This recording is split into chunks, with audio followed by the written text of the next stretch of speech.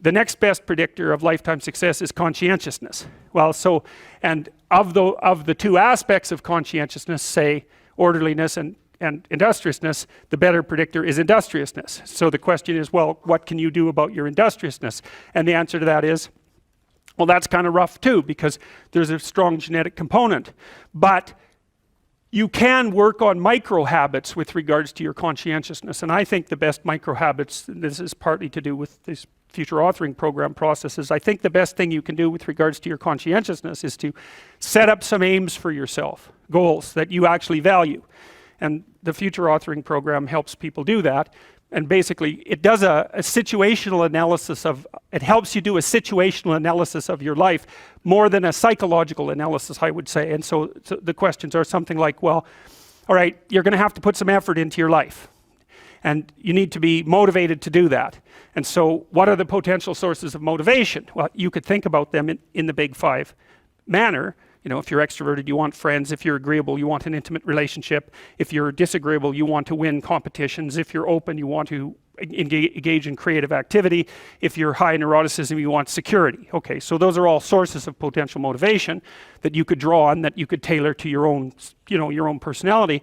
But then there are dimensions that you want to consider your life across. And so we ask people about, well, if you could have your life the way you wanted it in 3 to 5 years, if you were taking care of yourself properly, what would you want from your friendships? What would you want from your intimate relationship? How would you like to structure your family? What do you want for your career? Well, how are you going to use your time outside of your job?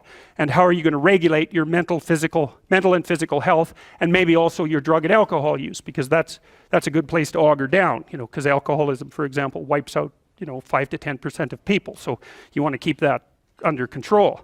And then so maybe you develop a vision of what you would like your life to be, and that associates the goal. Well, once the goal is established, and then you break down the goal into microprocesses that you can implement, the microprocesses become rewarding in proportion, in relation to their causal association with the goal, and that tangles in your incentive reward system. We talked about the dopaminergic incentive reward system, and that's the thing that keeps you moving forward.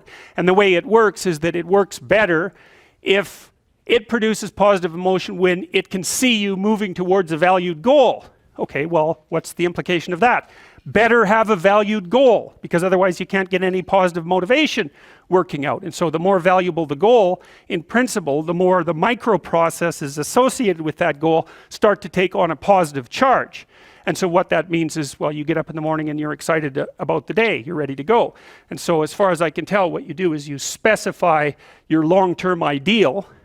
Maybe you also specify a place you want to stay the hell away from, so that you're terrified to fail as well as excited about succeeding, because that's also useful. You specify your goal. You do that in some sense as a unique individual. You want to specify goals that make you say, oh, if that could happen as a consequence of my efforts, it would clearly be worthwhile. Because the question always is, why do something? Because doing nothing is easy. You just sit there and you don't do anything. That's real easy. The question is, why would you ever do anything? And the answer to that has to be because you've determined by some means that it's worthwhile. And then the next question might be, well, where should you look for worthwhile things? And one would be, well, you could consult your own temperament. And the other would be, well, you kind of look at what it is that people accrue that's valuable across the lifespan. So you do a structural analysis of the subcomponents of human existence, and I already did that. You need a family, you need friends. Like, you don't need to have all these things, but you better have most of them. Family, friends, career, educational goals, plans for, time outside of work, attention to your mental and physical health, etc.